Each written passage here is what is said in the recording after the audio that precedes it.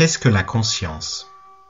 La conscience est un peu comme un grain de riz qui serait pourvu d'une certaine force d'attraction et d'une certaine vitesse de rotation. Chaque fois que ce grain de riz va penser qu'il veut aller tourner autour d'un petit pois, prenons cet exemple-là, le grain de riz va prendre toute sa force et toute sa vitesse pour aller se satelliser autour du petit pois. Si l'on regarde ce qui se passe alchimiquement, on s'aperçoit qu'au bout d'un moment, il n'y a pas un grain de riz qui fait le tour d'un petit pois, mais un grain de riz qui devient un petit pois. Ce qui fait qu'il n'est plus du tout ce qu'il était à l'origine, tel qu'il était dans la rizière.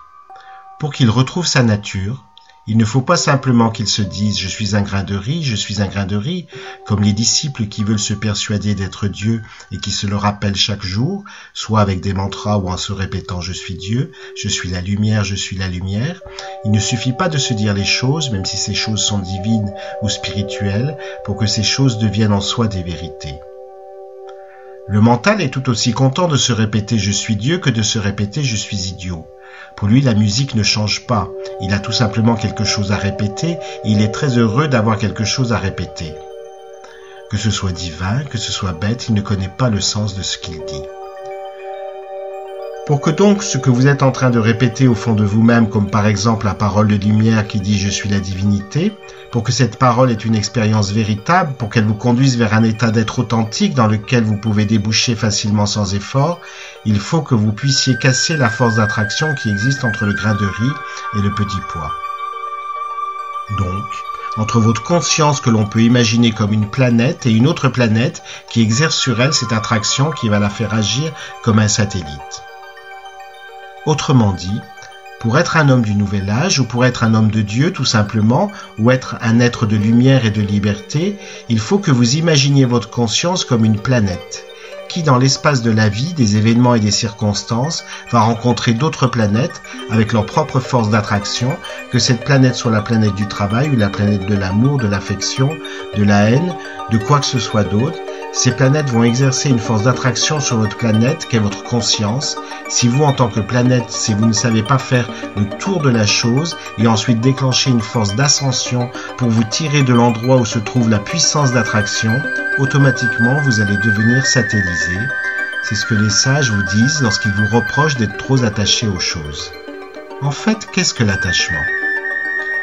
Beaucoup d'individus, beaucoup de disciples veulent se dépouiller de leur nature humaine, de leur ego inférieur comme ils disent, mais ils ne savent pas comment s'y prendre.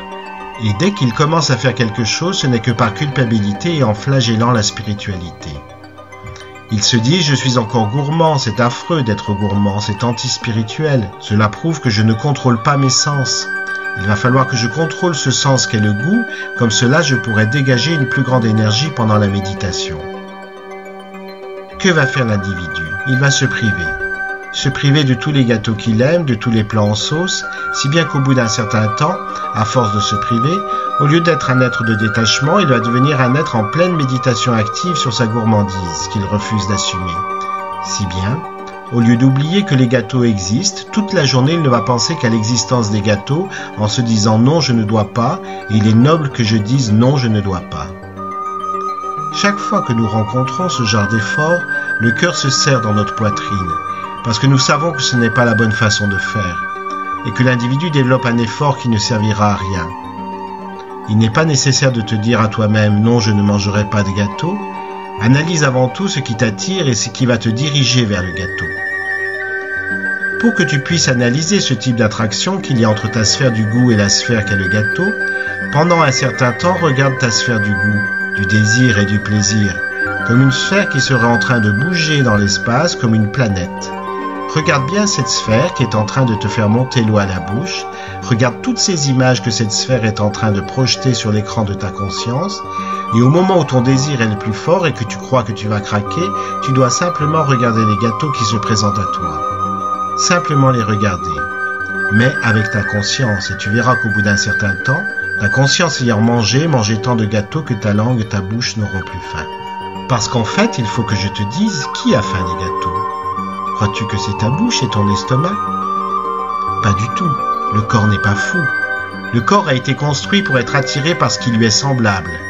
Donc, en tant qu'élément naturel, il ne va être attiré que par ce qui est naturel. Celui qui a faim de gâteau, qui réclame le gâteau, c'est tout autre chose. C'est tout simplement une sphère dans l'esprit qui a déterminé que telle image, tel mirage était une satisfaction pour la conscience inférieure. Pour se détacher, il ne faut donc pas se priver des choses du monde, cela ne sert à rien et le monde n'y est pour rien quand il vous présente ses trésors. Il faut étudier le type d'attraction que la conscience inférieure éprouve pour les trésors de la Terre, et lorsque l'on descend dans cette zone de la conscience, où il y a des fabrications de toutes sortes d'images, d'attractions, de pulsions, de réactions, d'aimantations, on s'aperçoit que c'est en fait un univers renfermé sur lui-même et qui spécule. Il spécule sans arrêt et ne demande ni l'avis de la personne qui lui sert de conscience et de corps, ni l'avis des lois supérieures, ni l'avis des lois physiques de la nature. Cet univers spécule, spécule et spécule.